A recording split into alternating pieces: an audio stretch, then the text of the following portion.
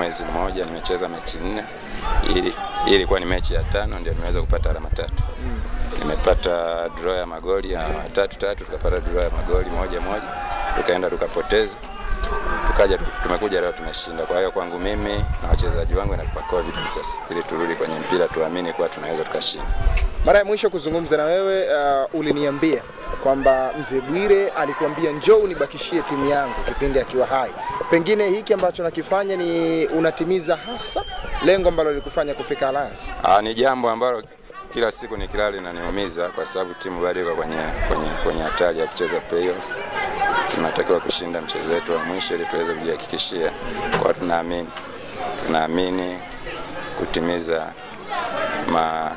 kutimiza maneno ya Mzee Bwire kwamba timu yake inatakiwa ibaki, na mimi aliniamini kuibakisha timu yake. Lakini yote kwa yote bado tunaamini bado na mchezo mmoja ambao tukipata matokeo tunabakiza timu, lakini bado na mchezo mmoja wa playoff. Sasa naamini katika kuamini timu itabaki. Mwalimu, unaonekana kuamini sana vijana wadogo na ambao umewapatia nafasi kama ambavyo desturi ya Alliance inafahamika. Pengine ni miongoni mwa mkakati ambao utazidi kuutumia kama mkibaki na kufuatia msimu ujao wa ligi daraja la kwanza?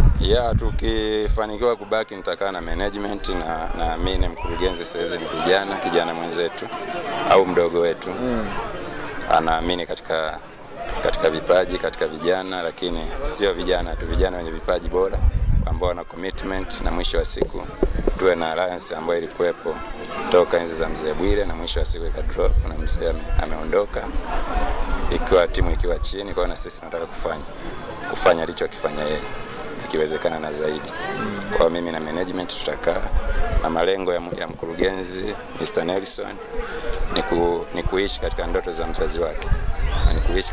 mzazi wake, lakini na yeye kutia chachu alichonacho kama Mwenyezi Mungu alivyomjalia. Kwa tunaamini tutafanya kitu kizuri, tukikaa tutashauriana tutengeneze programu gani ambayo itatufanya kuwapata vijana ambao wanaamini katika ndoto zao.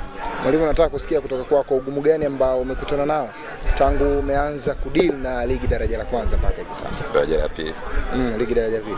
Ugumu wa ligi daraja la pili kwanza ionyeshwe. Kuna mambo yanatokea ambayo siwezi kuyazungumza hapa. Kwa ni ligi ambayo ni ngumu, na bahati mbaya sana nimeingia kwenye raundi ya pili. Kila timu sasa inapambania ilipo, kama itakiwa kushuka au inatakiwa kupanda. Kwa hiyo unaweza kukutana mtu anataka kushuka kama hivi leo. Ni mechi ngumu, ni mechi ya plani, ni mechi ambayo kila mtu alikuwa amejiandaa kwenye akili na kwenye tactic na kwenye ufundi, lakini mwisho wa siku Mungu katika matokeo tunamshukuru. Hongera sana mwalimu. Asante. Sasa kwa jina kwanza naitwa Hassan Salum, kocha wa Mapinduzi. Naweza nikasema mchezo kama tulivyoweza kuona, mchezo unajua ni mchezo wa makosa. Unapokosea mwenzako anaweza kaitumia ile nafasi. Kwa hiyo tulikuwa tumejiandaa kwa kuja kuweza kupata alama hizi 3, lakini sio faa wao wameweza kuzipata hizi alama 3. Mimi niseme tu kikubwa kwamba niwape pongezi. Kocha, nataka kusikia alama 3 ambazo niseme kweli kwa sababu hata sisi tulikuwa tunazihitaji sana. Kama unavyozidi kuona kwamba mechi hii ilikuwa inahitaji kama ni finali, sisi ama wao, lakini sasa tuseme kwamba wamepata wao. Kama wamepata wao, ina maana sisi wanatoka katika wakati mgumu.